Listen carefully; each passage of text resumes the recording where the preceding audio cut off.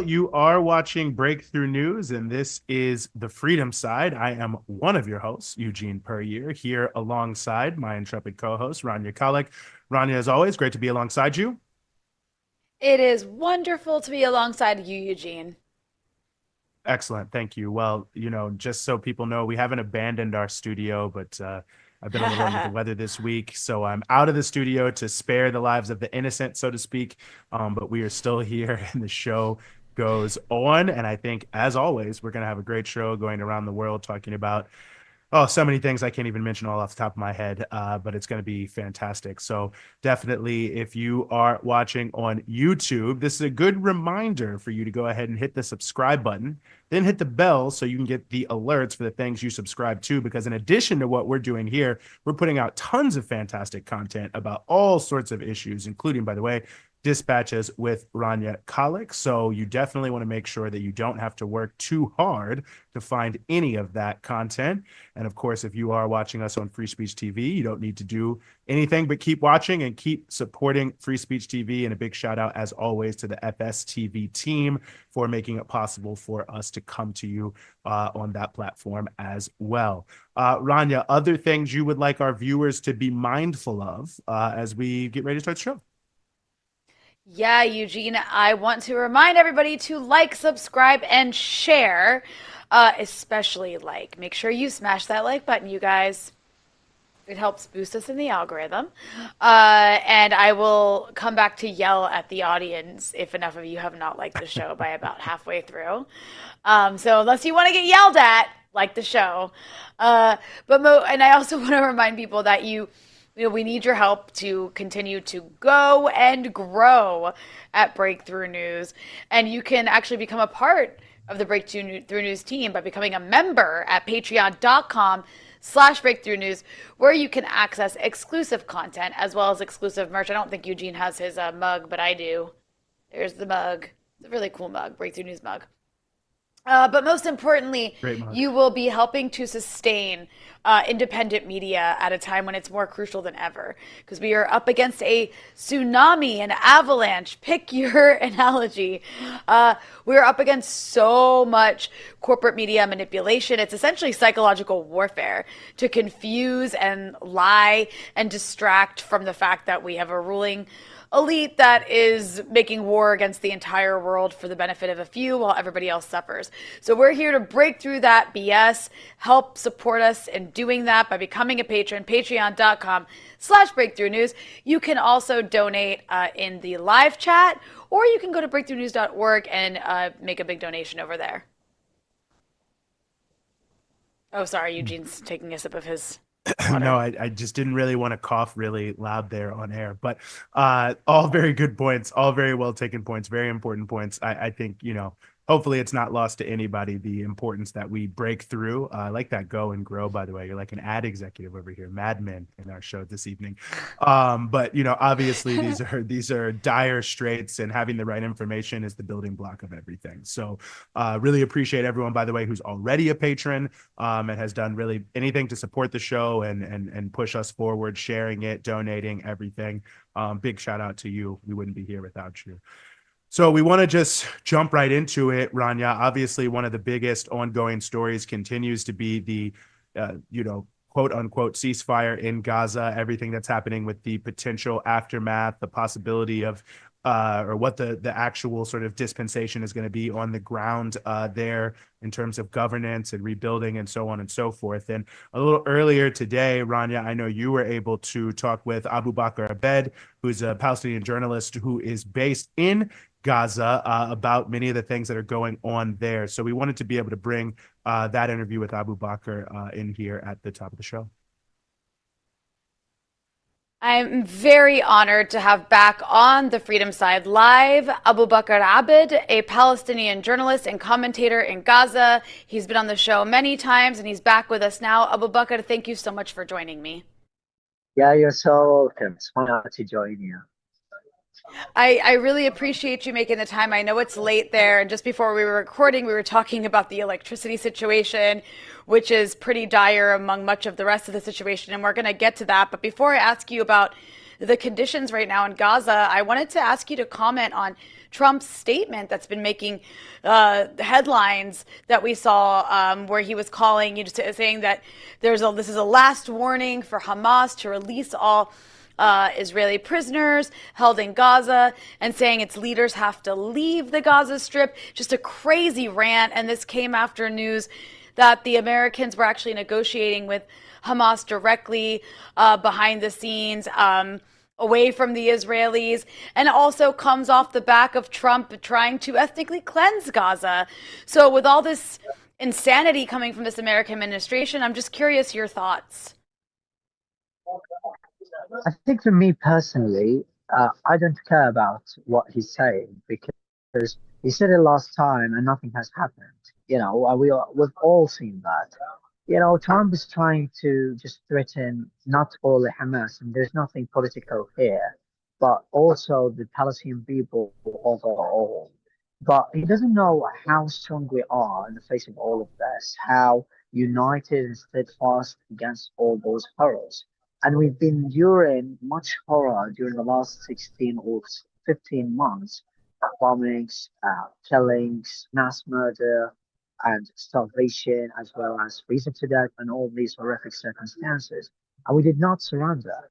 Trump has to know when someone is indigenous to the land, they cannot leave because their heart is just planted where they are.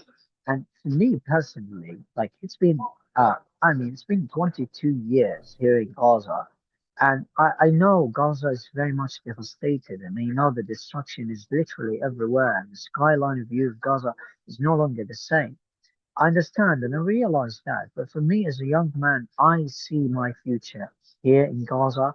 I see that Gaza needs me, and I need to give everything to Gaza, because Gaza is just the first step that we can have until the liberation. And that's why people know that any ethnic cleansing plans or starvation schemes or any policies made against them, they cannot let them succeed or pay off on the ground, because they know that they don't have any places to go except Gaza. Gaza, every letter of it means a lot to people here. They know, even the people who escaped the war for out of necessity, Rania, when I talk to them, they tell me, they really, really tell me that we've made a very, very huge mistake that we left Gaza. Weren't it for a very huge or out of a huge necessity, we wouldn't leave. But already we cannot really feel calm, cannot really feel that much sense of tranquility, and no sense of joy and happiness can flood through us, although they are not living in a demolition site, in a wasteland. So Gaza, that's just can tell you what Gaza means for the population. So for me, for the young generations, for the old generations, and for every single one, they want either those who have lost their homes or the others who don't know where to go after all that happened to them and the unimaginable losses that they have sustained. They know that they can build another future inside the territory, and Gaza means the world to them. Like they have their world in Gaza. There is another world, and their world is Gaza. So you cannot, whatever you do and whatever ultimatums you make, either Trump or any other occupying corrupt power around the world, they cannot separate those people, Palestinians, from Gaza, because this is just like taking the soul out of someone's body. And this is, of course, impossible. I also wanted to ask you, Abubaker, about the fact that, the Israelis are once again imposing a cutting off of all aid to Gaza, which is, in a perilous circumstance right now, given the last year and a half of genocide. And of course, the U.S. administration and even the Europeans are justifying this blatant violation of international law, which clearly doesn't mean much anymore. And Gaza right now, after enduring more than a year and a half of genocide, is in a very a difficult situation on the ground where I know we see news stories about babies in Gaza freezing to death because of the temperatures, which are quite cold. And I know that you have similar weather to me here in Beirut, but the difference is, here I do have electricity much of the day and you don't. So we're able to heat our homes here, and over in Gaza, you're not able to. You've endured the destruction of basically all the hospitals to some degree. And of course, there's still shortages because of the siege that was imposed all this time. So I'm curious if you can give us an idea, in the midst of Israel once again blocking all humanitarian aid from entering Gaza, what is the situation like on the ground in Gaza? Obviously, there is a ceasefire in place and Israel's violating it every single day, but the bombs aren't falling like they were a couple months ago. So that must be a nice, break. But at the same time, what's it like around you right now? I think it's very significant, Rania, to tell you at first that there's quite a misconception about Palestinians. We are never hungry. We're never hungry. We never ask people to give us aid. We never asked you to help us during this difficult time just to give us aid or help us eat or train. That's never been our aim. What people have to understand is that you have to stand us against this brutal occupation. This is the very, very essential thing and the monumentally essential priority that everyone has to put in their mind. Because we know, like, if you are going to help me endure the pain, then what do I have to do with that? You are just helping me endure the pain. Until when I'm going to endure all this pain? Until when they will continue? So this is part of the question. What I need from you is to make sure that you are going to stand with me to end and eradicate this occupation, this relief occupation, which not only invades Gaza, no, it also invades Lebanon, also invades Syria and other parts and other parts of the world. People have to understand that. Even the American people themselves, Rania, they are mentally occupied, in my opinion, when they see that the government is just issuing orders and executive orders under the supervision of the Israeli lobby. That itself is a huge occupation than being physically occupied. In fact, I'm very happy that I'm physically occupied rather than just mentally. I don't have the latitude to say what I want. And we saw Trump saying, talking about the free speech and in his universities or in the US universities, and how terrible is that? So the conception that has to be put up here is that people have to be mentally free. People have to have the latitude to say and to have their everything. Because I'm doing personally, if I were an American and I would see my government just like as a dog for the Israelis, I would be very ashamed of myself. How can that be? And I am obliged to pay for the Israeli genocide. That is incredibly insane. When you look at people and how people are now coping with almost nothing in their hands, when you see children still barefoot and walking every single day kilometers to get food and water, they have absolutely aged so old and they are getting so premature because of the circumstances they have been through. What does it mean for a child who's 2 years old standing before a makeshift stall to provide his family or the family with the source of living? We're seeing children of only 5 or 4 years old who should have been at school now going in markets and traveling kilometers from a city to another to get or obtain some water, or and they are still jostling before free food distribution centers to get food. That kind of dehumanization hasn't only been imposed by Israel, Rania. People have to understand that because the complicity and the silence of the Arab world in particular, and the entirety of the world, that 9 billion people cannot really get one bottle of water into Gaza. They cannot really now, 5 days into the Israeli blockade of the crossing, of the two crossings. No one in the world, no power in the world can pressure Israel and force it to reopen the crossings. That is absolutely shame. It's a big, big shame. How can 9 billion people cannot help 2 million people stranded in an open air prison. And now it's not a prison. We are, because we have been kept hostage, by the way, for years, for 17 years. And now we're just hostages inside the cell, inside a very tiny cell. It's not like the other one, the pre-war one before October the 7th. People have to realize this fact, because it's absolutely inconceivable what we have been fighting for. What is the goal of the humanity when the whole humanity and the international humanitarian organizations are silent on the extermination and the starvation of a whole population of 2 million people, half of which is children, Rania? What have they got to do with this war? When you are someone abroad and the government is helping Israel, and they are the staunchest allies of Israel, helping Israel finalize or expedite its genocide in Gaza, then what would you feel? It's completely insane. People, Rania, people have to do more, especially Americans. It's not just about that you are going out to protest in the streets. I appreciate that as a Palestinian, to be honest. But at the same time, you can stop your life. You can go on a global strike. You can stop your work and stop all that you do. You cannot really watch over a government like giving Gaza to another city or to another country. It's not a country; it's a colonial project, of course. And you are just staying silent. What if, for me, money? If I were an American and my government is given another piece of land to another country, I would absolutely, and I'm saying from here, I would absolutely go to the president and will not rest and will not eat and will go on a global strike until this decision can be cancelled. So this is what people have to understand. You have to stand with us against this horrific, heinous act of genocide and of ethnic cleansing.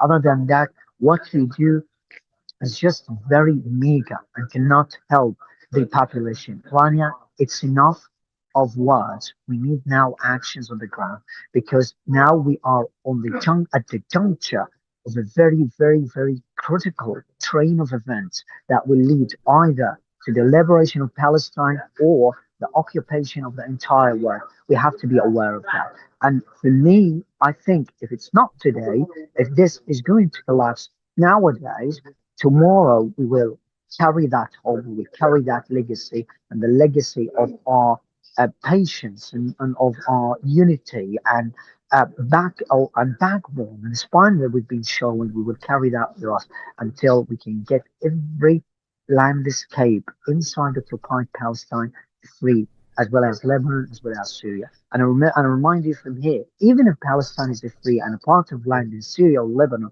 is not free, we're going to fight as Palestinians, although we have been through a lot, until we can make sure the Lebanese and the Syrians will be free as well. So this is our main goal that we should be united to achieve. Well, Abubaker Abed, Palestinian journalist in Gaza. I also forgot to say Ramadan Kareem. We're just a few days into Ramadan. Yeah, Um, we did. well, thank you so much for joining us and breaking all this down. We really appreciate it. Thank you. You're so welcome. It was really amazing to talk to you. And thank you for all the work you do. Yes, well, always critical to hear from Abu Bakr. I'm really glad he was able to join us. I mean, obviously in Gaza, but doing constant interviews. I mean, it really is amazing the communication work he's been doing. And yeah, I don't know what else to say there, Rania. I mean, just a critical time vis-a-vis what's happening there, and I think an important time for people here in the United States, as he said, to make their voices heard around the need for justice. A poll came out today from Gallup. First time in 25 years, fewer than 50% of people said that they sympathize with Israel. 46% was the number. So, I mean, huge drops.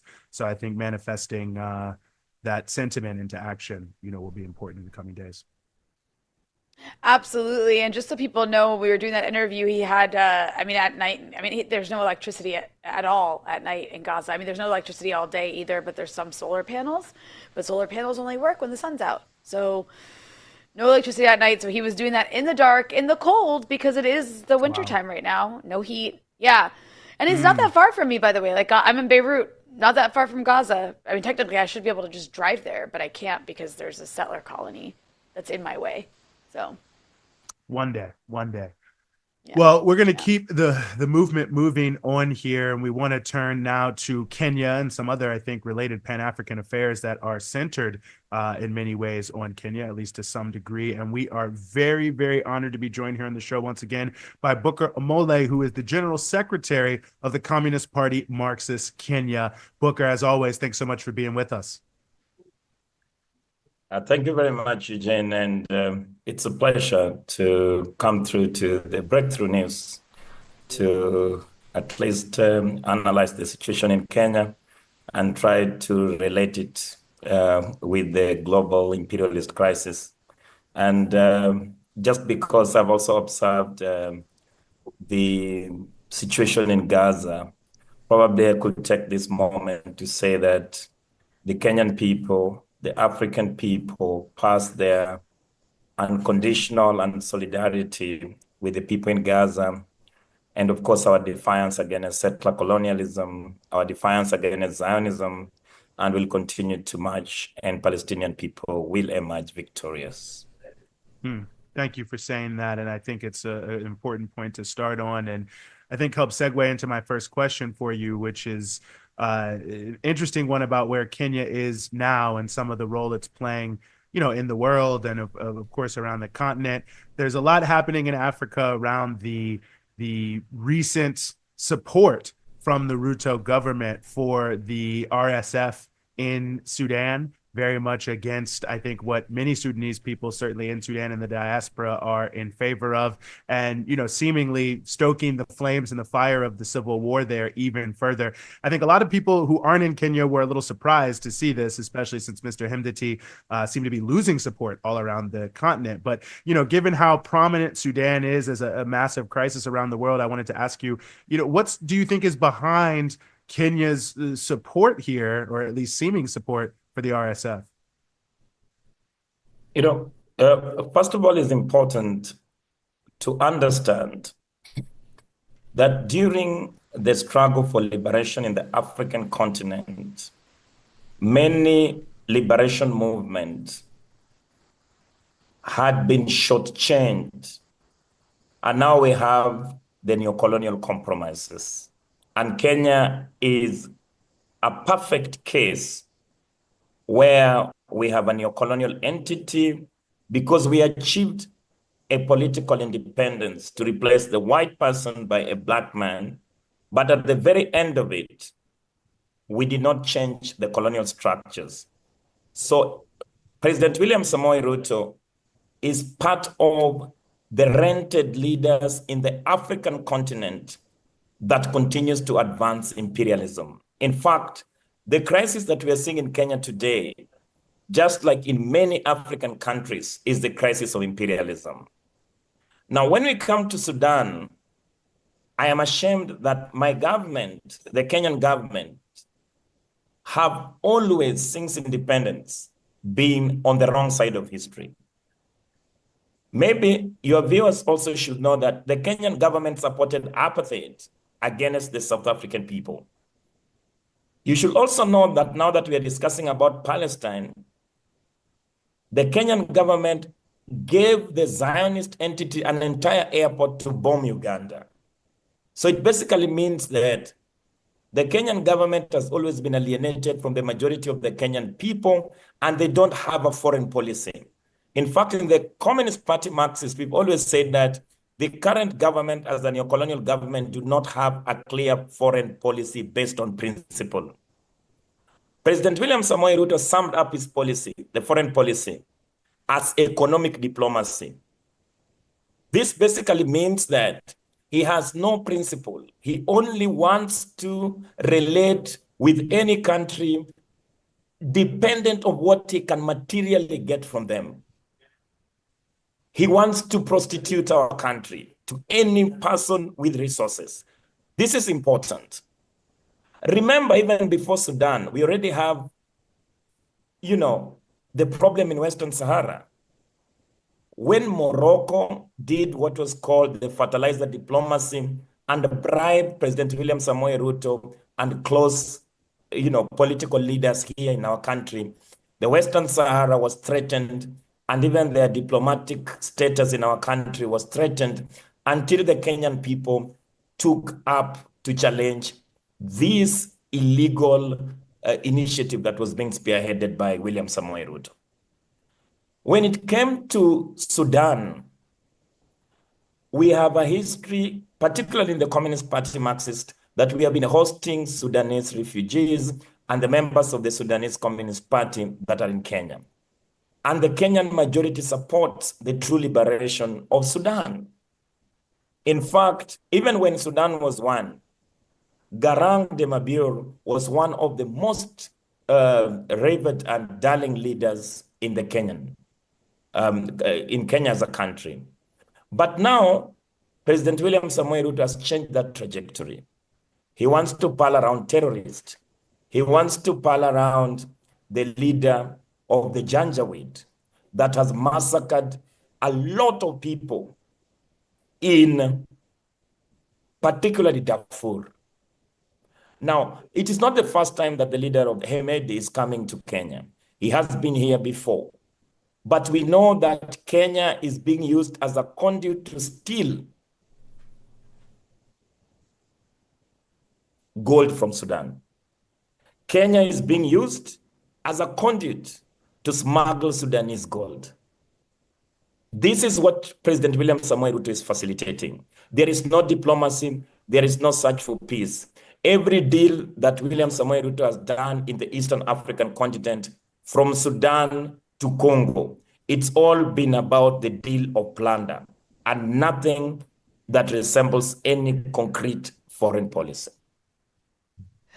That's really the looting of gold that you just described is really interesting. I'm curious if you could elaborate a bit on the broader implications of essentially Kenya legitimizing the RSF through this kind of like diplomatic engagement, which you're saying isn't really diplomatic engagement, but particularly in the context of foreign influence and this kind of use of warlords to advance imperialist interests in Africa.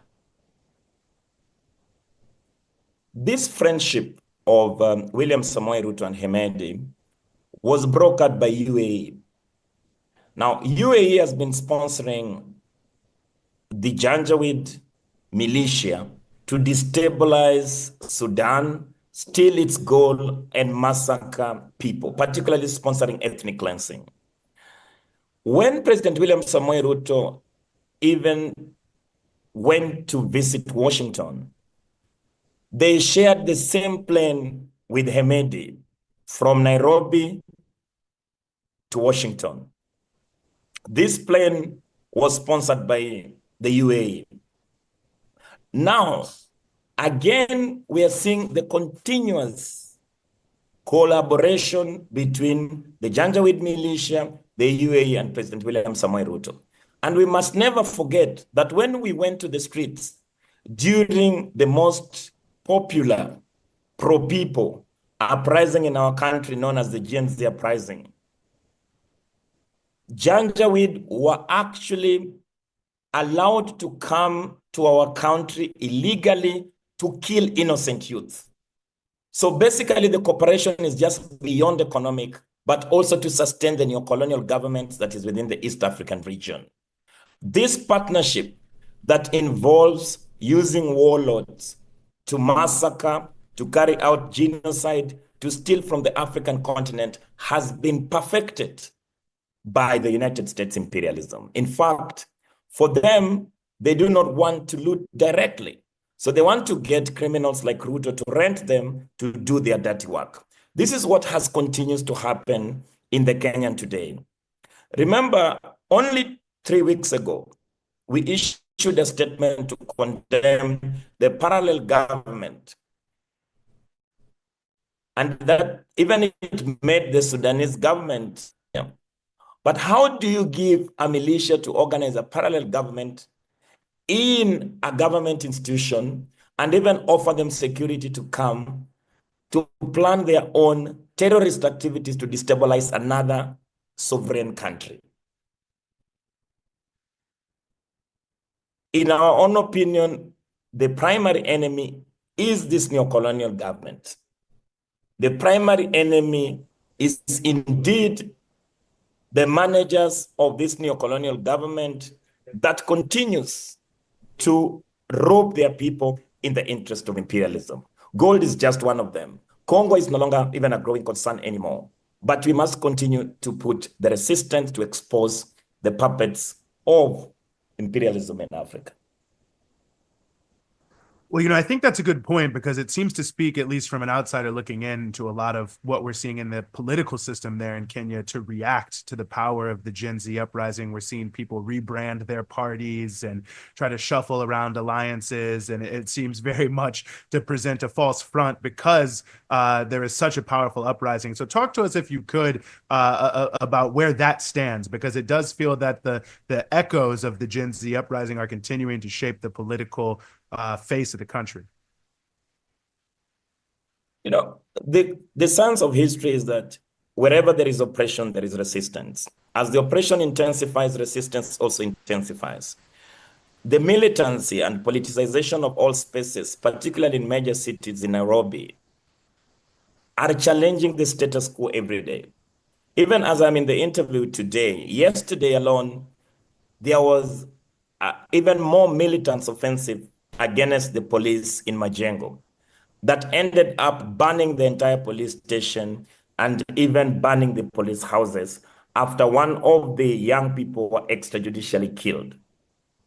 But this realignment that is taking place is that the crisis of imperialism, the only thing that the agents of imperialism in our country are hiding the crisis, the source of the crisis.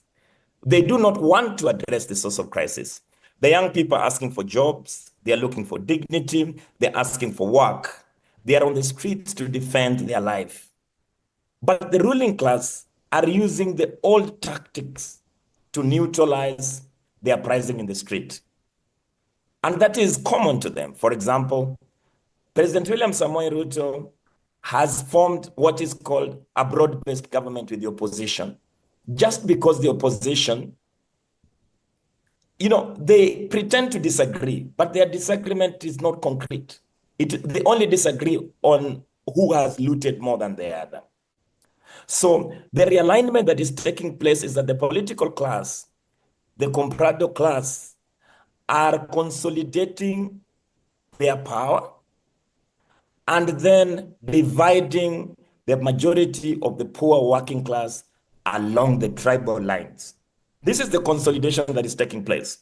Even the Liberation Party of Kenya by Martha Karua is still just another face to actually lie to the Kenyan masses that you can talk about liberation while you are part of the same problem that is still looking for solutions outside Kenya. It will annoy you because every time we have a crisis in these countries, the ruling class are calling out external intervention. President William Samoei Ruto used to call Joe Biden at that time to intervene in the Kenyan affairs. The former Prime Minister Raila Amolo Odinga always call on what they call the Commonwealth countries to intervene in our affairs. Martha Karua, the same that is now rebranding to say that is representing the Gen Z, is part of the problem. So the minority criminals are only able to dominate these countries through this politics of deception, division, xenophobia, tribalism, because they want to hide the real cause of the crisis in this country. But for us, we are clear that as long as the people of Kenya remains poor, as long as the working class continue to be exploited and suffer on the weight of austerity measures that are imposed by World Bank and IMF, as long as imperialism continues to intensify by interfering with the livelihood of the workers, trying to privatize healthcare, privatize education, then the imperialism crisis can only intensify. Even though we have lost so many comrades in the streets, every day it's death, tomorrow another death. But the reassurance that we have today, that it has also given us opportunities to reconsolidate our party, to build it even in a much stronger way, and to confront the forces of status quo. This is why we say that Kenya, at the moment, it's actually the lighting point where the imperialism will suffer the greatest dent in East Africa. So we have to continue to say to the Kenyan people and to the world that imperialism, even though it hides in different colors, it hides in different, but it has no color. It only has interest. They want to exploit the local population. It want to reinforce its exploitation. But all this is happening on the back of the poor working class. This is the crisis that we are facing in our country today. And even though the Communist Party Marxist has been a beneficiary in terms of recruiting members and reconsolidating our ranks, the price has been huge. But also, we know that victory is coming soon. And this is why we will continue to expand our organization to expose these big bureaucratic capitalists, the comprado class, the rented small crowd that continues to manage the Kenyan project only in the interest of foreign capital and foreign interest. I think the biggest problem we've had in this country is that we have never clearly defined the character of our struggle. But today, the majority of the Kenyan people understand that we've experienced a sham independence. We must continue to carry out the unfinished revolution that was taken up by the Mau Mau, Deda and Kimathi, and bring it to life by making sure that we can complete this process and bring the Kenyan project back to the Kenyan people. Because without economic independence, there is no sovereignty. And without sovereignty, there is no free men and women. In that case, we must fight for the economic independence, even to lay the firmest basis in which we will start the most urgent task, which is socialist construction. Mm-hmm. Well, I think very important points all across the board there, and obviously a very important struggle happening in Kenya. Booker, as always, we really appreciate you. Booker Amole, General Secretary of the Communist Party Marxists of Kenya. Happy to have you here, and we'll be happy to have you back in the future as the struggle unfolds. Thank you. Rania? You know, Eugene, I gotta say, I love Breakthrough News, not just because I am a part of Breakthrough News, but because we regularly cover different developments on the continent of Africa, which is so ignored. It's ignored until something major happens, and then people pay attention for like a minute. And I'm talking about the media, and even progressive media, honestly, ignores the entire continent of Africa. Except for when something major happens. And so I just appreciate that we are continuing just continuous coverage of what's happening in Sudan and surrounding countries and the different parts of Africa, because it's a massive continent with 1.3 billion people. So anyways, all that's to say, I just want to pat Breakthrough News on the back for regularly covering all parts of the global south. Indeed, indeed. Well, let's move to the U.S. South with a lot of parallels to the global South when you really look at how things have played out over the years. As you have heard before, if you are a regular watcher of Breakthrough News, rideshare drivers in Tennessee are waging a righteous struggle for their own rights. And we are very, very honored to be joined here on the show by Monique McLean, who is with the Tennessee Drivers Union, to talk more about this. Monique, thanks so much for being with us. Thank you so much for having me.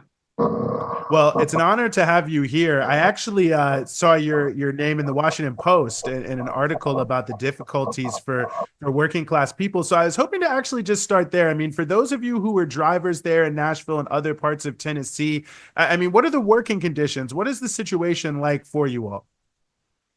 So with Nashville, Tennessee, of course, we are in one of the states that Uber and Lyft have lobbied to remain unregulated and to have things go a little bit their way, leaving little to no wiggle room for drivers to have much say-so in their day-to-day life.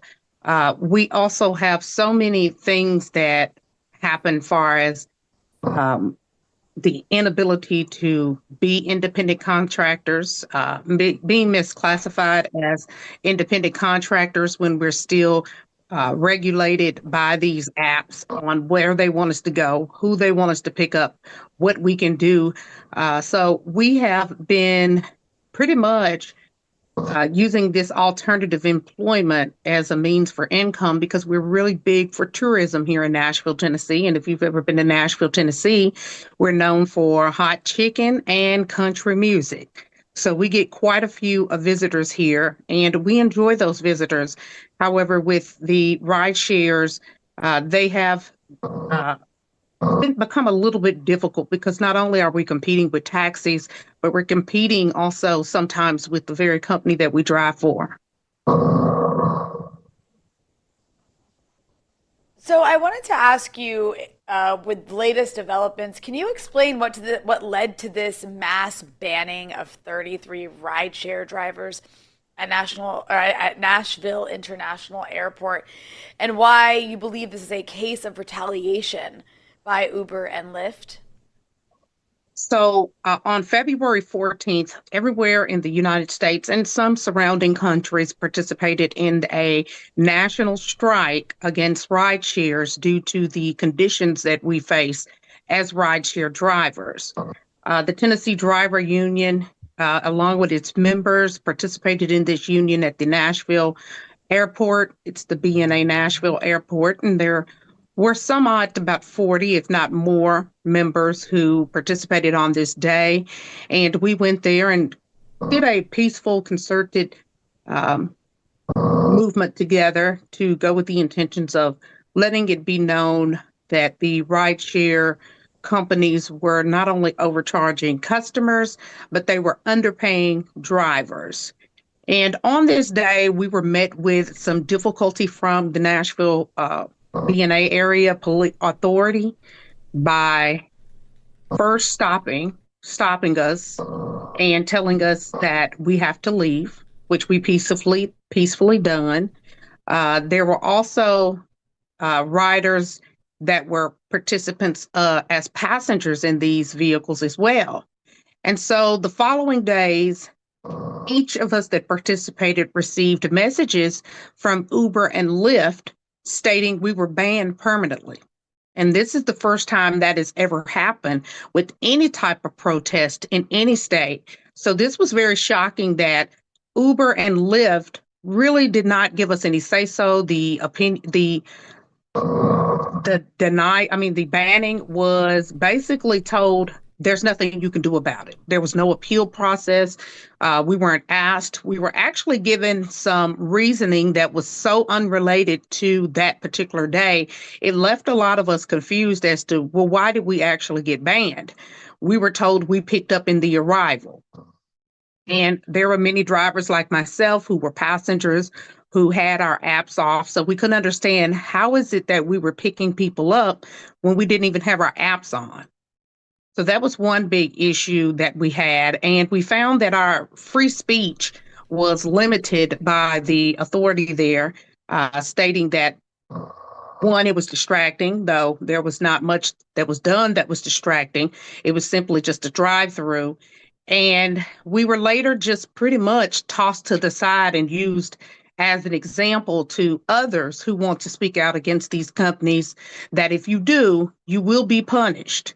And the airport is one of the biggest bulks of income for a lot of drivers here in Nashville, Tennessee, because if you are outside of the airport, you'll normally get rides that pay little to nothing. So the airport is primarily a place for a lot of people who are not only Uber drivers and Lyft drivers, but they're also Uber Black drivers and Lyft drivers, and they have a commercial relationship with the airport.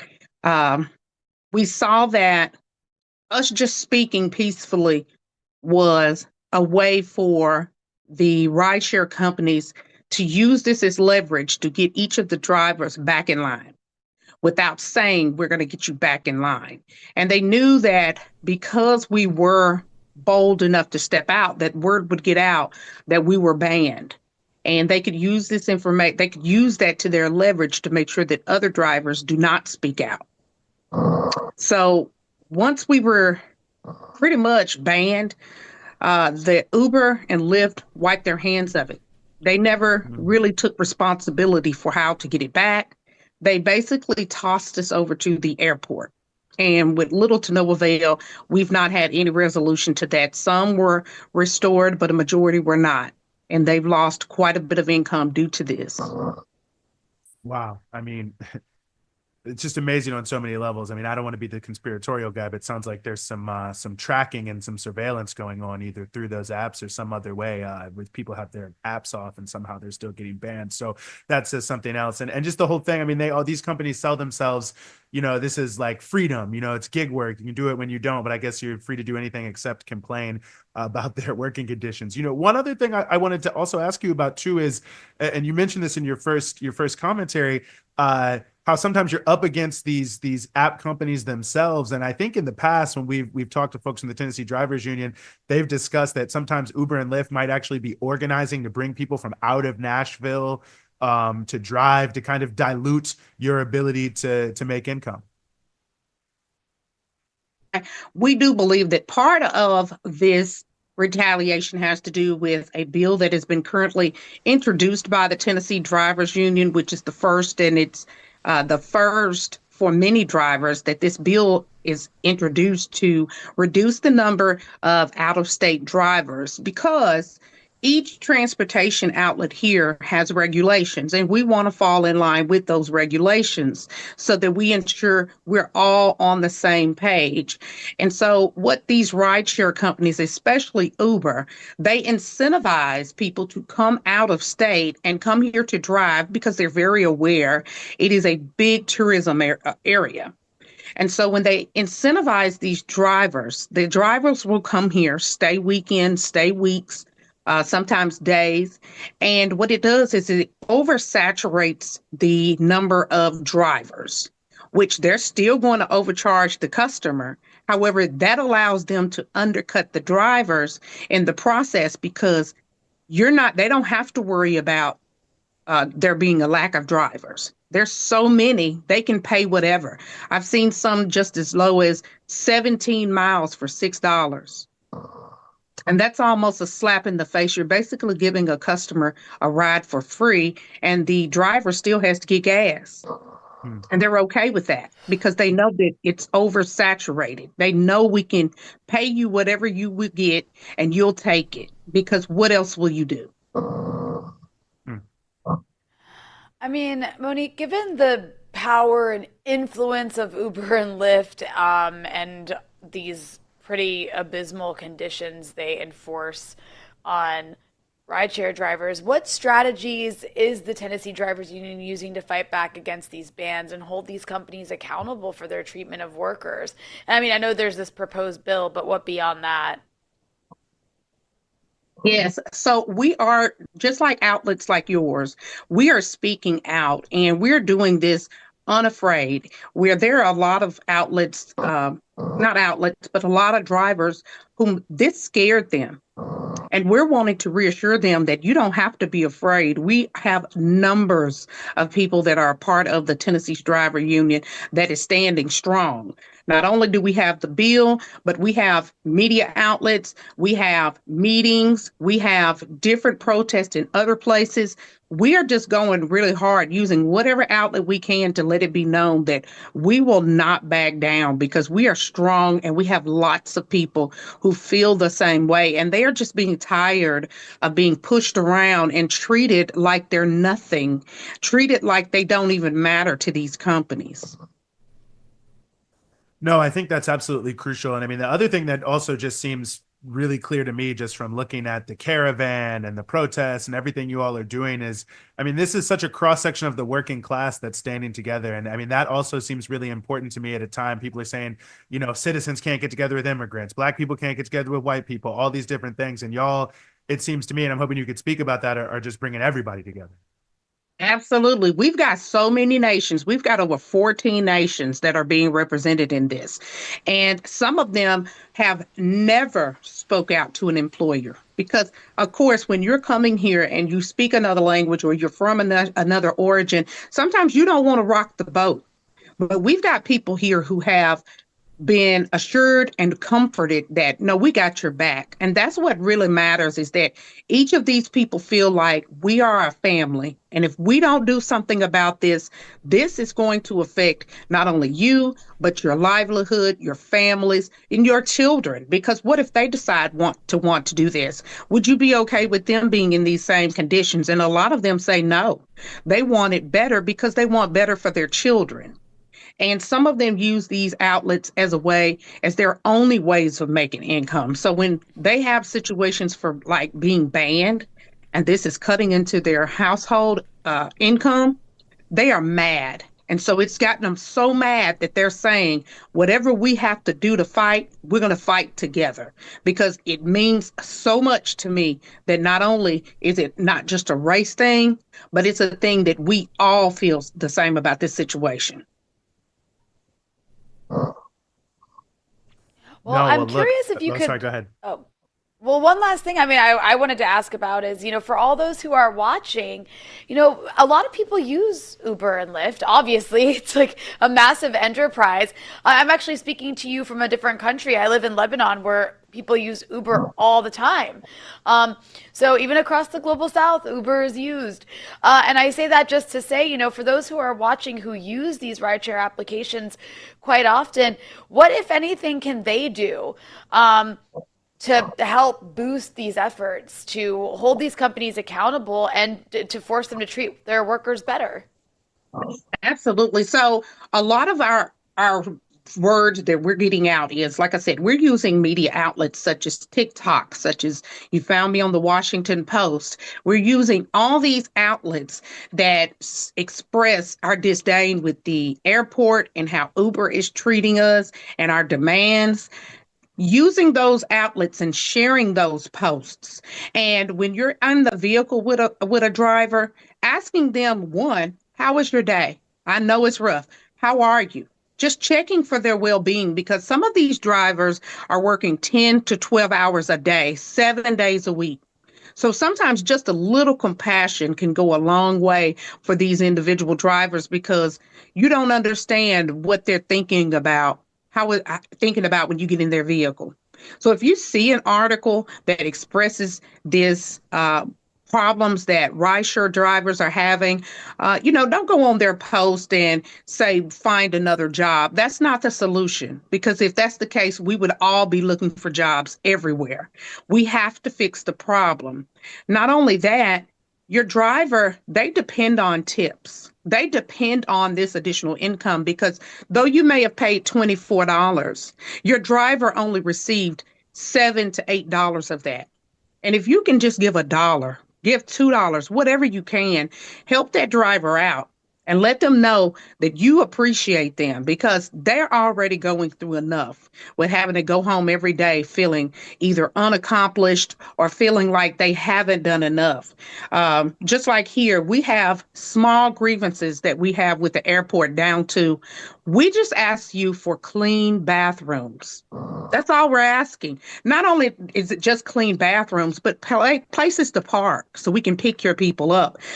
Just recently, we had a meeting with our local council because there wasn't even a women's bathroom for drivers.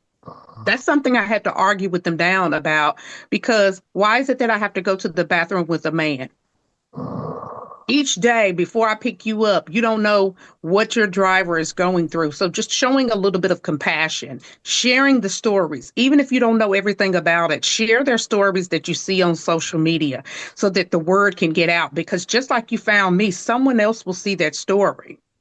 Well, Monique McLean from the Tennessee Drivers Union, it's been an honor to have you here, and we really thank you for joining us on the Freedom Side. Thank you. Rania? I mean, just really glad to see that she's making the rounds. This is a super important issue, and I mean, everyone uses these rideshare apps. Everyone uses them, and it's just they've taken over entire taxi industries all across the U.S. and even in other countries. So we have to, do everything we can to bring attention to the fact that they treat their workers not even like workers. They're all just private contractors. Indeed. Yeah. Indeed. Well, we are going to turn our attention to another critically important issue. I guess that's U.S.-Mexico relations might be the best way to frame that, but there's a lot to get to here. So lucky for us, we have Zoe Alexandra, the editor of People's Dispatch, that is all over everything happening in Mexico and just about every other country. Zoe, as always, thanks so much for joining us. Thanks so much for having me. Well, great to have you here. Between the time you agreed to come on and the time we've gone on air, a lot has changed in this story. Of course, Donald Trump has not only walked back for, I think, about a month the tariffs on Mexico, but even sharing some positive words about President Claudia Sheinbaum after, a number of months in a State of the Union just bashing Mexico. So maybe the first question I would ask you here is, what is the state of play? Like what have the two sides agreed to, if anything, or is it a prolongation of negotiations, or where are we at on the 25%, I believe, tariffs on Mexico? Yeah, so, we had initially the tariffs were actually set to take effect against Mexico in February, early February, but there was that round of negotiations and talks between Claudia Sheinbaum and Donald Trump that got it pushed back to March. And now, once again, at 11 a.m. Mexico time, Claudia Sheinbaum, Donald Trump both announced that this would be pushed back to April. This essentially, they reached an agreement under the U.S. Mexico Canada agreement that anything kind of that's encapsulated in this agreement will not, they will not be required to pay tariffs on this. Yesterday, also, they had suspended the tariffs on the auto industry. So I think what we're looking at is that on April 2nd, when Donald Trump does the comprehensive review on kind of these reciprocal tariffs, which is not just targeting, he made his kind of like initial targets to be Mexico, Canada, and China, talking specifically about like the fentanyl problem. Now he's pushing back for both, and Canada actually was just announced now as well, is also gonna have that kind of 1 month reprieve. It will be evaluated as part of the reciprocal tariff evaluation. And of course, the US and Mexico have extensive commercial agreements, extensive free trade agreements. So it's unlikely that they will be super impacted by the reciprocal tariffs. It is kind of a wait and see, and anything could happen in the next month. But for now, they were able to kind of fend off what were sort of like punishment tariffs, not really based on reality, not really based on kind of, it was, the excuse was fentanyl. Of course, there's kind of this deeper issue of kind of the impact of globalization and factories moving to Mexico, which was kind of part of the approach. Now it's just going to be lumped in with the general, let's make the rules fairer for the biggest and richest economy in the world. Zoe, it's pretty impressive. Claudia Sheinbaum has been in office for not very long. And she's already had to deal with a change in administration to her north, the most powerful country in the world, the United States of America, under a presidency that was trying to punish Mexico with these tariffs, and has also added Mexican drug cartels to the foreign terrorist organization list, essentially doing what Elon Musk openly said, which is laying the groundwork for being able to carry out drone strikes in Mexico, which is a huge threat. So can you put, some of these acts of, I would say, aggression by the United States in the context of Claudia Sheinbaum as president and and the movement she represents and what that means to the U.S., because there's a reason that they're attacking Mexico. I'm not trying to put this, say the tariffs are the reason for this, because obviously Canada is being subjected to potential tariffs as well. But there does seem to be a heightened aggression towards Mexico. Yeah, it is actually very, very concerning. And while there is definitely room for celebration about the tariffs announcement, if you listen to Trump's State of the Union, this week, there was definitely his address to Congress. He once again kind of reiterated what you mentioned, Rania, which is, in a way threatening the use of force to go after Mexican drug cartels, not only in US territory, but in Mexican territory. And again, this opens up an entirely new kind of scenario and threat. It's something that a lot of analysts have been warning about with the designation of these organizations as foreign terrorist organizations, because essentially this designation just gives gives powers to the US government to go after them in a certain way that, again, they're threatening doing drone strikes across the border, threatening the use of military force. There's already been kind of this militarization of the border.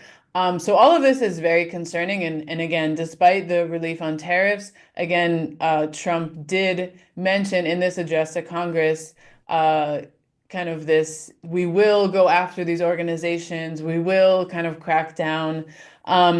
And that is definitely concerning. And Mexico has continued to maintain this position that they are doing everything they can, in the area that concerns them, which is, again, continuing this very, very difficult and long war on drug cartels in the country, which, again, if we just look a little bit into the past, which have been propped up by past administrations that were directly collaborating with the United States, backed by the United States, receiving support from the United States. So, important to just add that element that, Mexican governments like of, Vicente Fox, Felipe Calderon, there are cases against members of those members of their administrations for having links to drug cartels. And so now there's this, oh, we're going to go after the drug cartels. At the same time, in Mexico, there's a narrative that, oh, the administration of Morena is working with the cartels. And so it is, in some senses, of course, there actually is a very real struggle going on in Mexico to actually crack down on organized crime, which once again has been bolstered and in many ways supported by the right wing in the country. Of course, the left and progressive movements do not want huge criminal organizations to exist in the country, but also the attack and this kind of like, we're going to go after the US and the right wing. Look, Morena's with the cartels. This is also sort of a smokescreen to attack a government that is attempting to rebuild Mexico's sovereignty, to give a prosperous life to the people, and is challenging importantly, some of those vested US interests in Mexico. It's a number of good points there. Sorry, I got distracted when you mentioned Vicente Fox, who put out this video denouncing Claudia Sheinbaum. It looked like a hostage video. It looked ridiculous. But, I thought the point you ended on is very important, which is the sort of what the fourth transformation is doing. I mean, a little bit before this, and like I told people at the top, I was sick. So maybe I misread the graph, but I think I'm right. Since the USMCA has been signed, which of course AMLO, the predecessor of Claudia Sheinbaum, negotiated during the first Trump administration, contrary maybe to popular belief, in the auto parts sector in the United States, the employment in the US has gone up at the same time, actually, that the Mexican industry has boomed. But I'm saying not to say is the idea that somehow US-Mexico cooperation is inherently undermining all workers seems, a little put to the side by that. And when you look at what they've been talking about, the second floor, the fourth transformation, I mean, it seems like they're trying to raise the incomes and raise the living standards of Mexican people. And I feel like so much of this is trying to pit working people in America against working people in Mexico, as if there's not a possibility for shared cooperation around similar goals on both sides of the border, I think, for workers to improve their livelihood. Yeah, definitely. I mean, a lot of the kind of rhetoric and narrative around, industry leaving the United States and going to Mexico relies on the fact that these previous governments, these conservative governments, we're also kind of complicit in lowering the standards of work, lowering the safety standards, and allowing it to be profitable to have their companies located in Mexico, not just because of maybe parts or certain other things being cheaper, but also the labor itself being cheaper. And precisely part of Morena's fourth transformation has also been one of the major things is to increase wages. The wage discrepancy, of course, between the United States and Mexico is massive. if you're working in a automobile plant in Mexico, you're definitely making way less than you would in the United States. But whose fault is that? It's not the Mexican worker. It's of course the companies that are trying to exploit this labor. So I think this also brings out really important discussions and debates. Of course, there's a history and a legacy of the impact of deindustrialization on the U.S. working class that cannot be kind of erased. But I think that this moment is opening up important dialogues and opportunities to actually be able to identify who is at fault. And as the Mexican government is trying to actually hold those companies accountable, demanding that standards be raised, demanding that Mexican workers are treated with dignity, it is a good opportunity to not kind of engage in this, oh, well, these workers are scabs. They're actually also trying to make a living and trying to survive in this environment. And of course, it is these companies which have benefited from this scheme, which are to blame. So I think it's important. There's a lot we can learn from the model of the fourth transformation, not only with regards to workers' rights and benefits, but the idea that Mexican resources can be used to the benefit of Mexican people. One of the main pillars of the fourth transformation is also energy sovereignty, using Mexican resources, trying to make the country completely dependent on their own resources. In the press conference today, Claudia Sheinbaum mentioned for many years, because of different commercial agreements, Mexico was importing energy when they actually have so many resources. And so turning that around, I think that this model of fourth transformation can really serve it as an inspiration, even in terms of, women's rights. There's so many advances that have happened in Mexico, a country that faces, an epidemic of femicides and a lot of misogynist violence.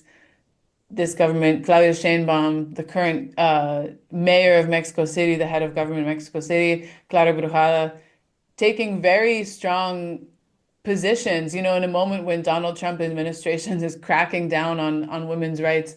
Just the south of the border, we see a really interesting example of public policies being put in place to actually help women workers, to create centers where women are able to exchange and to collectivize, for example, reproductive labor. Really interesting things. So I think these, in moments like these where we see kind of this attempt to pit workers against each other, as you said, Eugene, there's also a really interesting opportunity for exchange and building together and learning from these examples. Zoe, I wanted to ask you if you could tell us a little bit about how Claudia Sheinbaum is navigating Mexico foreign policy, which obviously involves the U.S., but also the rest of the region. And I know it's a really, really big question, but would you describe the foreign policy of Mexico under Morena, under Claudia Sheinbaum, as anti-imperialist? Yeah, I think it's a really interesting moment because a lot of what's dominating Latin America and the Caribbean right now in terms of their foreign policy is the response to Donald Trump and this incoming U.S. administration, which, as we know in the United States, it's completely shaken up a lot of what was happening in the past several years. I mean, you only have to look at Russia and Ukraine to know that the entire world kind of map is not the map, but the situation is really being radically changed. And so it's interesting. There was a lot of doubts about Claudia Sheinbaum before she was elected, saying, oh, is she going to just kind of be a technocrat? Is she going to just, turn on this project of transformation? Is she going to be kind of turn her back on the left? And what's interesting is that even in the face of a lot of attacks from the United States, she and her administration have continued to stand up in support of Cuba,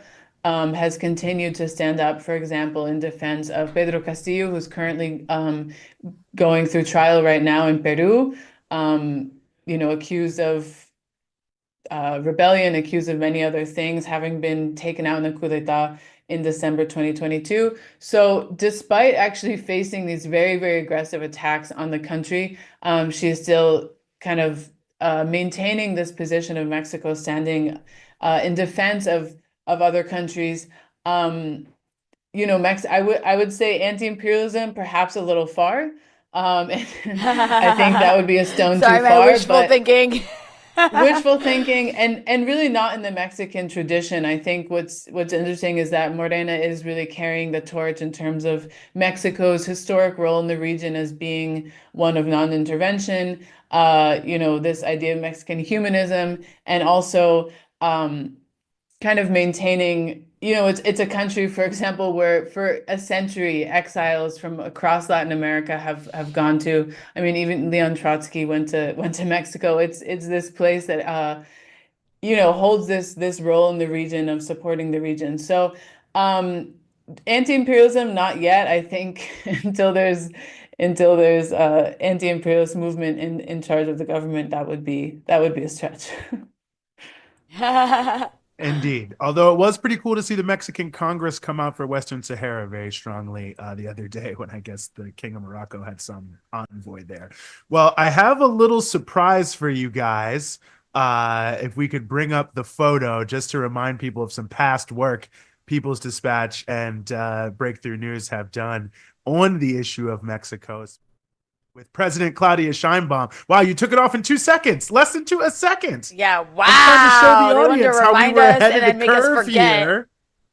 And we've just been taken off. Well, what can you do? Oh, wow, there's now a fire truck in my ear. Long story short, once this whole... He muted himself because of the fire truck. Oh, wow, shit. I guess it's the really audience loud. has to forgive me. It was too much. It was too much mentally. Wow, we can't hear it if that helps. We can't hear it. But just for my own sake, if I said something stupid. But after this whole show is over, I really do hope people get a chance to check out the interview that Zoe and Rania were able to do with Claudia Sheinbaum before she became president, but I think touching on a number of critically important issues that, are coming to play now. And of course, we do thank the president for giving us that access during her campaign when she was very busy, but very exciting, very cool. Look at that. I mean, I know you're from the United States, Zoe, but you have some ties to Canada. So we're uniting all three countries here, Mexico, Canada, United States. We're bringing everybody together. And around the right issues, not the wrong issues. We're bringing them all together. But, as always, Zoe, we really appreciate you. People's Dispatch has been writing a lot about this. You're constantly covering it and just, again, every other country on earth. So if you're not following People's Dispatch, I don't know what you're doing. Zoe Alexandra, editor of People's Dispatch, thanks so much for joining us here on the Freedom Side. Thanks so much for having me. Rania? Well, Eugene, I just want to point out that me and Zoe, the photo you just showed, we interviewed Claudia Sheinbaum in early 2023 before she ran for president, and then she won. So I just want to make a correlation, if I can, to the fact that, please. I don't know, maybe we're good luck. That's all I'm saying. I'm just saying. Well, I mean, let me put it to you like this. I was also in Mexico City in 2018 when AMLO was elected. So is there an amulet type Did we manifest to the two of us? I don't know. I mean, I was there as a journalist. I can't say I was hoping for him to win, but maybe we do have a little magic. We're kind of like the mighty ducks. To all those people out there who are preparing to run for office, who are on the right side of history, but do an interview with Breakthrough News, and who knows what might happen. Maybe it'll give you the good luck you need. I'm just saying. No proof, just true. Correlation. Yeah. Well, yeah, I mean, it's kind of and it's really, I have to say, it's such an amazing turnaround to see Trump's statement this morning and saying, thank you to President Claudia Sheinbaum. We're working so closely together. Seriously. We're doing so much hard work on the border. And it was like, on Tuesday night, he didn't even refer to the country as Mexico. It was like that territory south of the border that is totally controlled by She's cartels. Got mad girl boss energy. Mad girl boss energy. No, I think so for sure. Well, anyway, let's keep moving since I've just mentioned Trump here and the Tuesday night situation and everything that's coming from that. We are very, very honored here to be joined once again on the show by Briahna Joy Gray, who is the host of the Bad Faith podcast, among other superlatives I could list. Briahna, as always, thanks so much for being with us. Thanks for having me back. And I feel like I need to announce my campaign for president to get my breakthrough news bump right off the bat. I like that. You're I like that. welcome. I Well, look, we might come back to you in 2028, given how things are looking now. But Yeah. so today, Representative Al Green was censured in Congress. 10 Democrats voted for the censure. Of course, if you didn't see the speech, he got up and yelled at Trump, "You do not have a mandate to cut Medicaid," and was removed from the premises. I guess what I want to ask you here, Briahna, is, not only the 10 Democrats who voted to censure him, but the fact that the Democratic leadership, I guess, had told people, don't protest at all, don't shout, don't say anything, don't stand up, don't walk out. And they had like those lame signs and like the pink outfits. I don't even know. Maybe I'll just leave it there, but it just seems like, how could you possibly even claim to be in opposition in this kind of reality? It's interesting. Look, in a world where there was a more robust substantive opposition, I wouldn't be so hard at some of these more symbolic efforts. But the fact is that these symbolic efforts are the extent of what is being done, point blank, period. And then finding out that it's the Democratic Party who actually told folks not to do more. I literally just wrapped an interview with Jamal Bowman where he reported the same, that his former colleagues have been told to be like minimalistic about their protest. And it is really dispiriting. It is a bizarro world as a leftist to be seeing so many centrist Dems who normally carry water for the Democratic Party like they're all Aquariuses. They're all water bearers, no matter what, flipping and saying, actually, I expect there to be something more, for you to have been crying about incoming fascism for all of these years, and to see the manifestation of a second Trump presidency being, frankly, I think a lot worse than what some people might have anticipated. And all you can do is wave a bingo paddle and wear pink. And then having 10 Democrats coming over to join the censure of a colleague who did only what, who was it, Marjorie Taylor Greene did a few years ago, and shouting, "You're lying," at Joe Biden, when, by the way, ironically, at that time, she was saying that he was lying about Republicans wanting to cut Social Security, which is, of course, what Donald Trump is doing right now. It's like levels of irony and frustration, and I think everyone's waiting for someone to meet the moment. Briahna, it reminds me of, when we think about meeting the moment, James Carville, longtime Democratic operative and advisor, recently made headlines because he said the Democrats should just roll over and play dead. This is always what Democrats do when there's a Republican in charge. They just sit back and they pretend to be an opposition party in these really like silly, semi-theatrical, like boring ways. But then I see like, who are they trying to promote as the possible saviors? I've seen them try to promote Chris Murphy, who is like as bland as it gets and just like another centrist Democrat. And then I think, who was it who gave like a speech after the Trump's speech? I think it was Elise Slotkin. Slotkin. Oh, yeah. Another really bland, like, what does she call herself? Like a national security Democrat? Like another one of those. CIA. Yeah. It's just, okay. So like, what's going on here? Part of me is like, oh, they're just really dumb and they don't know how to be opposition. But the more realistic side of me is like, Democrats can't be opposition when at the end of the day, they're funded by a different version of the same people who fund the Republicans, no? They know. There was a choice to pick Slotkin. And the fact that Bernie Sanders got up and gave his own address that got, millions of views on the internet, even though it wasn't being pushed by, the corporate TV channels the way that Slotkin's official response was. That Bernie was sitting right there. They know he's the most popular person Democrat in Congress. They know how effective he is. They know how many people are turning out for these oligarchy town halls he's having across the country in red districts, and they still chose Slotkin. They know what they're doing. Here's the story that I pulled from my interview with Bowman that I didn't actually get around to. I'm sure everybody's seen it, but Politico covered the fact that there was this moderate Democrat consultants that got together in early February to discuss like plans for what's coming up next.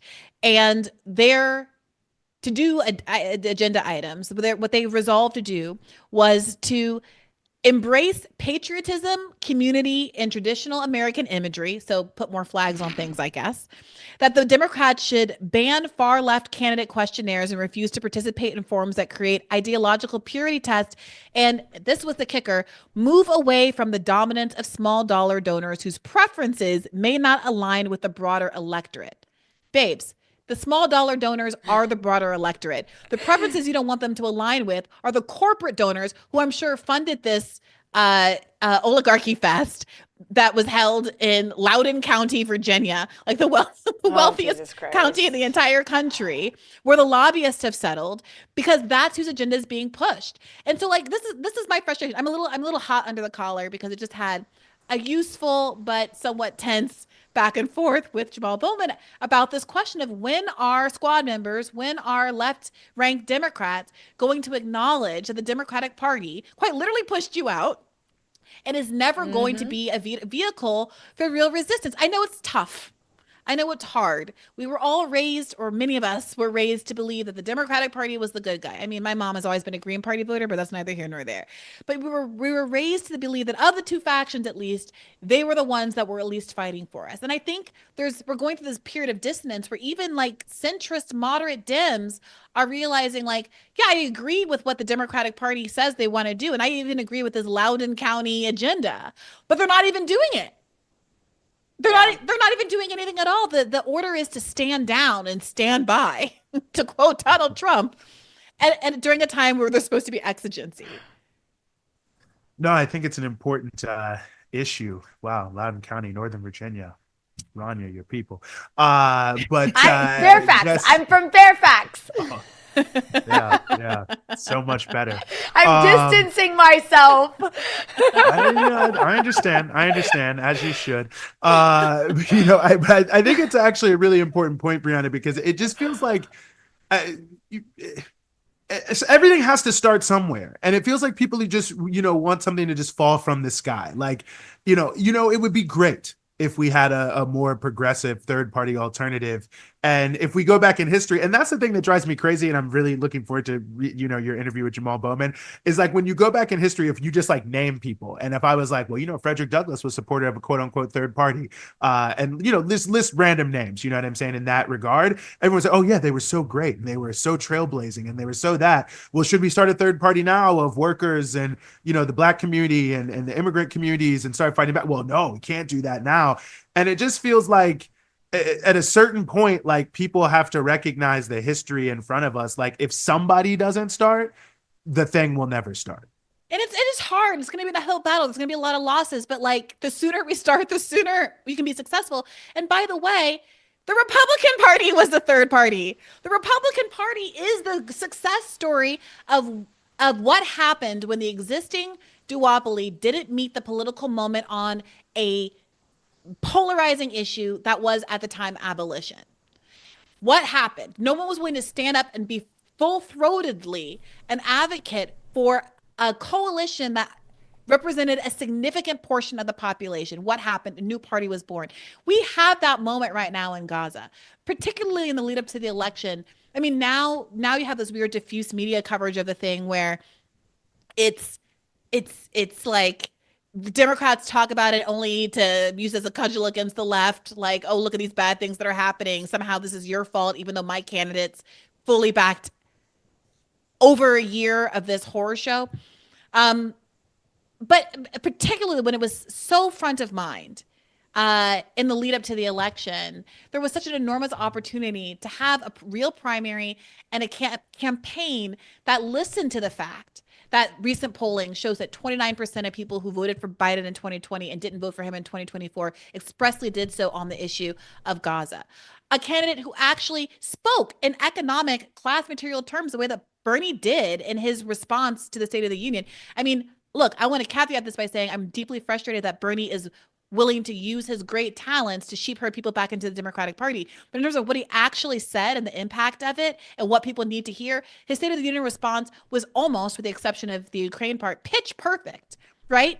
And he could have been that person, or someone else could have been that kind of a voice that would have been so attractive and could have led us off of the precipice of Donald Trump that we're all looking down into right now.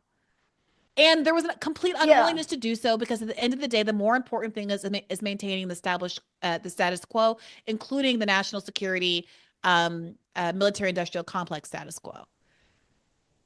Well, to what you're saying, I mean, so one of the things that someone like Bernie Sanders will repeatedly talk about, but the rest of the Democratic Party won't, is, I mean, Trump is not, it's not that hard to criticize his agenda, because a lot of what he's doing is incredibly unpopular. Trump's not talking about it, but he's literally just like gutting programs that people rely on. He's destroying Medicaid. He's preparing to destroy Medicare, destroy Social Security. He's got Elon Musk like taking a hatchet to government funding for really important things in the country that the majority of Americans rely on or will eventually rely on. And it's an easy thing to attack. And Democrats aren't even doing that. So like Trump's not talking about it. Yeah. Because they invented these people. Like the Democrats are chagrins, not because Elon Musk is running the government. It's because they empowered Elon Musk. They were in power when he was getting his big government grants and made him a billionaire and made him basically a mini defense contractor on whom the American national security apparatus relies for his surveillance technology and the satellites and whatnot. And they just wanted him to be on their team. Elon, you're supposed to be donating to me. Zuckerberg was supposed to be donating to me. All of these billionaires, the only problem is that they're switching teams. Bill Ackman, all of them are switching teams. That's their complaint. And so when you are just going through that list of all of the things that they're doing to loot the government, that's spot on. But also I think the part that Bernie connects it to that they're unwilling to do is to say, not only are they doing all these terrible things, but they're doing it to enrich the elites.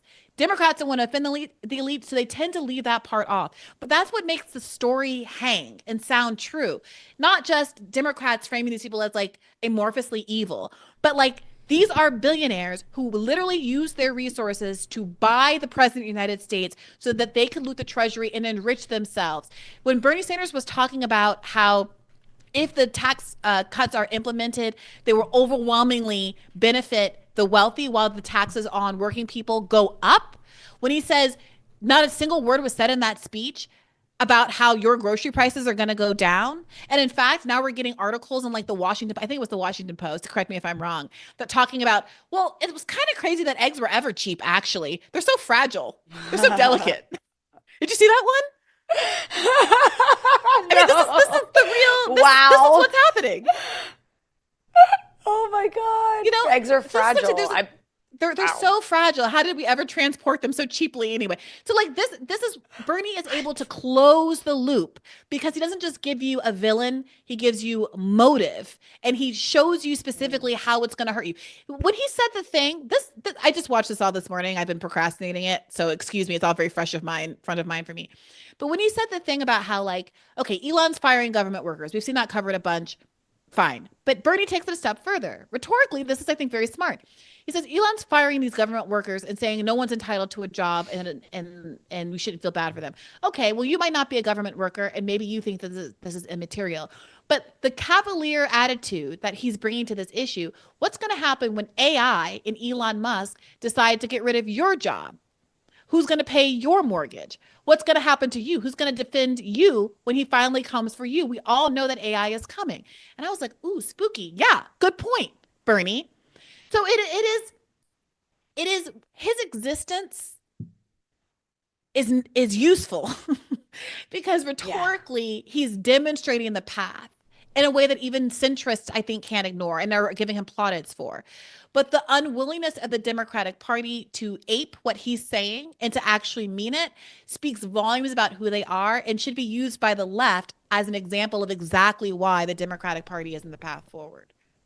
Yeah, 100%. And yeah, I think it was the Washington Post with the eggs. Just a shocking thing. Also, Trump saying, editorially, they can only talk about the free market. Oh, right. What did Bezos say? They're going to talk about the free market and personal freedom. So you have the personal freedom to no longer get the cheap, easy source of protein that eggs once were.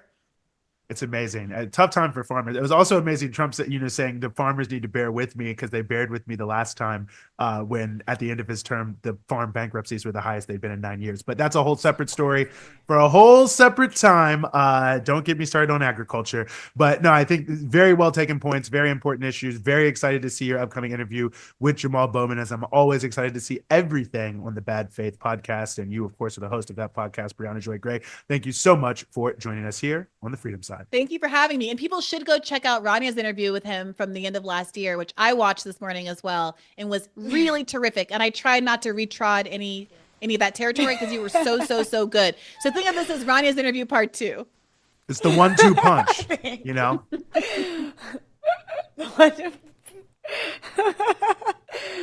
Oh, poor Jamal Bowman. Did you just do like a judo move? A 1-2 punch. Yeah, no, I don't know how to. No. I shouldn't reveal. I shouldn't reveal my skills. Just don't mess with me. You don't want to find out. Yeah, don't. Yeah, look. No, I know you're like the Karate Kid out here. People better watch out. Sweep the leg. Ooh. You didn't like that reference? So Eugene, I did. No, I was just. You know what it made me think of? Cobra Kai. Yeah, of course. The show that's based on the movie, The Karate Kid. It's like the worst. It's like the worst storyline ever, but you can't not watch it once you start. It's just like, it doesn't make any sense. And there's just never adults and police when there's kids trying to kill each other. It's amazing. I'll be honest with you. I've actually never seen Cobra Kai. I've only seen the multiple Karate Kids, so I guess I have to catch up. I've seen all the Karate Kids, so I watched the Cobra Kai because it's like the nostalgia of it is there. It's like all the characters, but they're like 60. It's ridiculous. Sure, they'll love to hear that. Well, before we close, Rania, we talked about a lot of negative things today, and I just wanted to highlight for people who had not seen it what we saw last week, at the end of last week, the massive strikes that hit Greece, which are ongoing in terms of protests that are happening there. I mean, I think millions of people really hit the streets. I want to say it was on Thursday, but I might be wrong about that. My days are sort of coming together here, but nonetheless, I think it's just a sign that in the midst of all the doom and gloom, that people are still able to fight back and to achieve something. The 2-year anniversary of the terrible train crash that killed, I think, upwards of 70 people there. A number of people were injured, and it was really emblematic of the fact that the Greek governments for decades and decades and decades have just been totally ignoring and destroying public services, social services, and all types of ways, racking up totally unsustainable debts to try to plug holes here and there, continuing to do everything they can to promote NATO and to liberalize the economy. And, the end result being is so many people having to lose their lives in a tragedy. But I think to see millions of people come out, and I think over 300 cities and towns, if I'm not mistaken, all across Greece, there's big protests that have been happening in front of Parliament. Many of the different political parties, unions who rarely strike together, coming together, students coming out in huge numbers. I mean, it really was an amazing thing to see, I think, in terms of what's happening around the world, especially in Europe, where there's so much talk about the rise, and rightfully so, the rise of these extreme far-right parties that are trying to capitalize on the issue of people's living standards being so low in Europe, but they're not offering any solutions. They're just offering the exact same neoliberal policies by and large, just in a different package. To see, people taking their struggle into their own hands there in Athens and around the country was very interesting to see. Yeah, I mean, it's definitely like the images are like mind-blowing because we never have anything like that happen in the US. That's for sure. When the Greeks go, they go hard. But it'll be interesting to see what comes out of it. I feel like we're just in a moment. They defeated a fascist dictatorship.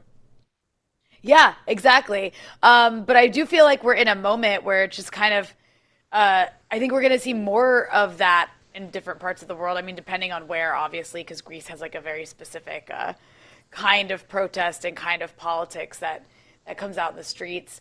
But that said, I think we're in a really, I don't want to say unstable, because I think the world's kind of always a bit unstable, but politically speaking, like you just have all these right-wing takeovers of governments and just such a lack of democracy and political freedom, and it's like shrinking. And people know that something's up. They know that something's wrong. They know that things aren't right and that they're unfair. And which way they decide to go, I guess, is the fight between the fascists and the left. that's been ongoing forever. But Indeed. at the same time, like there is, I think it's an opportune moment for left forces around the world because of that level of, I guess, grievance. It's just a matter of whether it can harness that, especially when it's up against just like billionaire funded right wingers all around the world pretending to be populist when they're not. No, it's a good point. And I mean, I'm glad you bring up the history and the fight between the fascist and the progressive forces over the years and where we are now and how it's relevant. Because I mean, if you think about Greece, I mean, look at what happened at the start of the first Cold War. I mean, Greece probably would have been a socialist country. The anti-Nazi resistance in Greece, just like in Yugoslavia, and just like many parts of Eastern Europe, but especially Greece and Yugoslavia, but also France and Italy to a large degree, was, you know, totally communistic, and the communists and the progressive forces that were united with them, just like in what was once Yugoslavia, after the war, said we want to set up our own style of government, we want to do our own thing, you know, we want to have good rights and come out of the war with a better living standard for our people and not this sort of oligarchic former monarchical situation. And of course, the Truman administration, as one of its first major acts in terms of promoting the Cold War, start sending hundreds of millions of dollars and also planes and other forms of supplies to Greece to make sure that they could actually destroy the people who had defeated the Nazi occupation of Greece, and replace them by people who were not the people who had defeated the Nazi occupation of Greece, but it was all in the name of fighting communism. And I think when we look at where we are now in this world, there's a whole new Cold War that's being pushed forward. Obviously, you know, it's being centered on China, a communist country, of course, socialist market economy, but led by the Communist Party of China, that has, you know, been able to rise and that has facilitated the growth and the rise of countries around the world. And so much of this new Cold War atmosphere is being pushed in the same way. You know, I mean, authoritarianism, totalitarianism, socialism, communism, cultural Marxism, critical race theory, all these different things. I mean, it's a full spectrum attack at home and abroad in the US and Europe and Canada, all over, to try to get people for the second time to, instead of having a world where people are coming together. I mean, the world is so interconnected in every possible way. And just like at the end of World War II, where hundreds of millions, billions of people wanted to work closer together to talk about how we solve hunger, how we solve poverty, how we develop the former colonial countries, freedom for the former colonial countries. But instead, you know, the world was divided by the United States and its friends in this ridiculous pursuit of trying to quote unquote destroy communism, which meant destroying people's, you know, aspirations for their own livelihood. And here we are once again, the rest of the world. No one is even saying we hate the United States. Everyone is basically just saying, like, look, dog, like, we're just trying to have some equality out here. You know, we're not trying to be at the bottom of the barrel anymore. Can't we find a way to just like get along and work together? Can't we try to save the planet vis-a-vis addressing climate change? Can't we talk about hunger? Can't we, you know, share our medical technology? All these different pieces, rather than try to fight each other and have a handful of corporations, you know, control everything under their system of patents and, you know, trade barriers and illicit financial flows and so on and so forth. So I think it's a big moment for us. I think the world is at a precipice. I think it's a dangerous moment. I think Macron saying yesterday that he wants to extend the nuclear umbrella of France over all European countries. You've got the Chancellor of Germany, Merz, saying he wants to have this massive increase in militarization. You know, last time France and Germany talked about increased militarization, didn't go well. Time before that also didn't go well. Second World War, First World War, those are the two times I'm talking about. So are we going to go into a third World War? That's what Macron is pushing. That's what Merz is pushing. It's also what Trump is pushing. As much as he's, you know, presenting himself as a person of peace, Trump's entire attitude is that every single country has to be subordinate to the United States, and that every single deal they make, the US must come out on top. And if anything else doesn't happen, as he often shows and says, that they will use their big stick, because he loves Teddy Roosevelt, to try to beat other countries over the head. So it's, I hate to quote Ronald Reagan, but a time for choosing for the people of the world here. Are we going to go into a new Cold War, potentially a World War III, or are we going to say, like, this is completely ridiculous? We can find ways to work together as people across the globe to address all the critical challenges that average everyday people face. And like, absolutely, Elon Musk and Jeff Bezos and, you know, the Arnault people, who are the richest people in France, they all are going to lose out. No doubt about that. And I think that is great, because them winning out is what has kept all of us in such a terrible situation. So sorry to give you a monologue there, but No, no, no. I think that was really well said, and I hope the latter wins out on that World War III style version of the potential future path forward. And Eugene, on that Yes. note, Yes, I guess we should think close there's the one last show thing after I I've ranted. well, I Oh, do you wanted to say no, something? no, no. I love about your the rants. I likes? love your rants, but I wanted to, yeah, well, I want to remind the likes. You did fine, guys. I didn't have to yell at the viewers this time. But I want to remind everybody to like, subscribe, and share, and most importantly, become a member of Breakthrough News by going to patreon.com/breakthrough news, where you can access exclusive content and exclusive merch for as little as $5 a month and help keep us going and growing. Listen, you got all sorts of taglines on here, but I appreciate that. I agree with that 100%. Big shout out, of course, to everyone who watched. Big shout out to all of our existing patrons. Thanks for all of you have already done and will continue to do for us. For myself, for Rania, for the whole BT News team, we will see you next time.